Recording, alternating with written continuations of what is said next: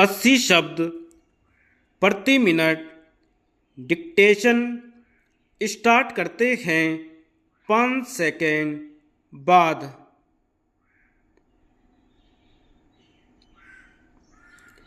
CBI पर सवाल।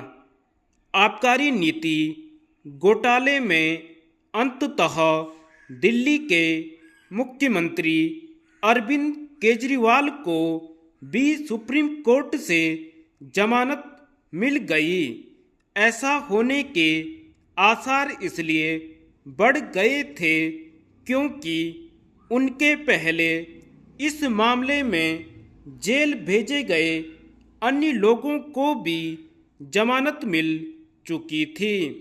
हालांकि सुप्रीम कोर्ट ने केजरीवाल को जमानत देते समय उन पर कई शर्तें लगाईं और उनके तहत वह मुख्यमंत्री कार्यालय नहीं जा सकते और किसी सरकारी फाइल पर उपराज्यपाल की अनुमति के बिना हस्ताक्षर भी नहीं कर सकते।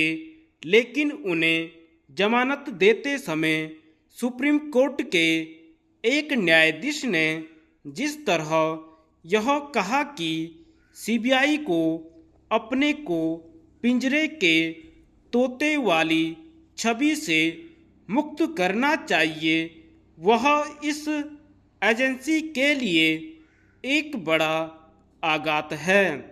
यह ठीक है कि उक्त न्यायाधीश ने केजरीवाल की गिरफ्तारी को अवैध नहीं कहा, लेकिन उन्होंने गिरफ्तारी के समय पर यह सवाल उठाते हुए सीबीआई को असहज ही किया कि आखिर उसने उन्हें तब क्यों गिरफ्तार किया जब उन्हें ईडी के मामले में जमानत मिल गई थी।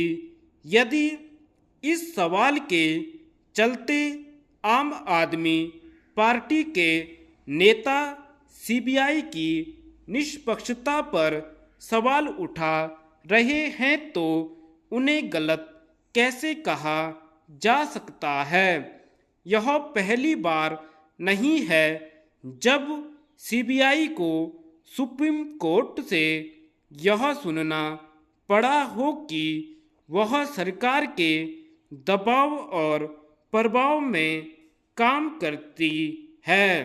इसके पहले मनमोहन सरकार के समय कोयला खदान आवंटन में घोटाले की सुनवाई करते हुए सुप्रीम कोर्ट ने उसे पिंजरे का तोता कहा था। यह ठीक नहीं कि सीबीआई इस छवि से बाहर नहीं आ पा रही है कि वह सरकार के इशारे पर काम करती है। सीबीआई की ऐसी छवि मोदी सरकार पर भी एक सवाल है, जिसकी ओर से यह दावा किया जाता है कि यह एक स्वतंत्र एजेंसी है और उसके कामकाज में उसका कोई दखल नहीं। केजरीवाल की जमानत पर पक्ष विपक्ष के दावों के बीच इसकी भी अनदेखी नहीं की जा सकती कि सुप्रीम कोर्ट ने फिर से यह रेखांकित किया कि जमानत नियम और जेल अपवाद है। वह यह बात पहले भी कई बार कह चुका है।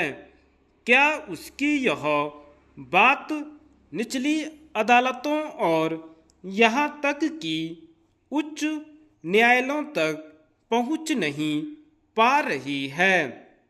यह प्रश्न इसलिए क्योंकि अरविंद केजरीवाल हों या मनीष सिसोदिया अथवा के कविता या फिर अन्य मामलों में जेल गए दूसरे नेता उन्हें आमतौर पर जमानत तभी मिल सकी जब सुप्रीम कोर्ट का दरवाजा खटखटाया गया।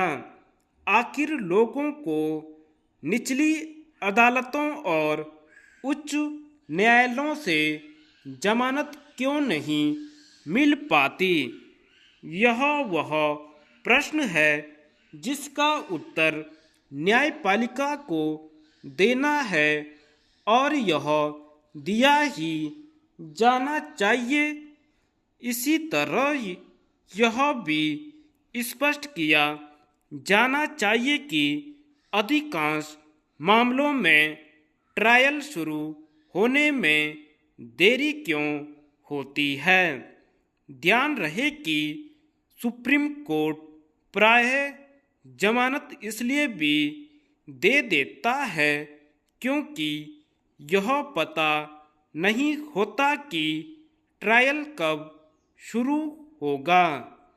धन्यवाद।